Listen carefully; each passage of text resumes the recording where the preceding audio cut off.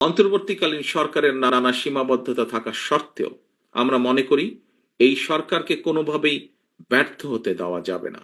কারণ হাজারো শহীদের রক্ত মারিয়ে একটি গণতান্ত্রিক, মানবিক, বৈষম্যহীন বাংলাদেশ গড়ার অঙ্গীকার নিয়ে এই সরকার রাষ্ট্র পরিচালনার দায়িত্ব নিয়েছে।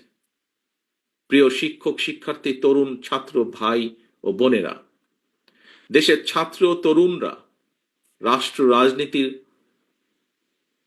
রাজনৈতিক ব্যবস্থার প্রতি আগ্রহী হয়ে উঠেছে।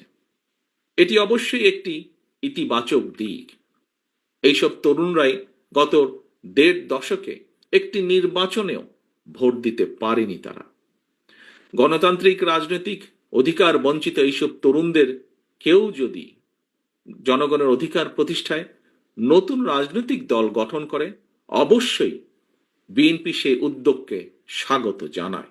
তবে রাজনৈতিক দল গঠন করতে গিয়ে কেউ যদি রাষ্ট্রীয় কিংবা প্রশাসনিক সহায়তা নেন, সেটি জনগণকে হতাশ করবে, কিংবা অন্য রাজনৈতিক দলের প্রতি তাদের আচরণ কিংবা বক্তব্য, মন্তব্য যদি ঝগড়া সুলভ অথবা প্রতিহিংসামূলক হয়, সেটিও জনগণের কাছে হবে অনাকাঙ্ক্ষিত।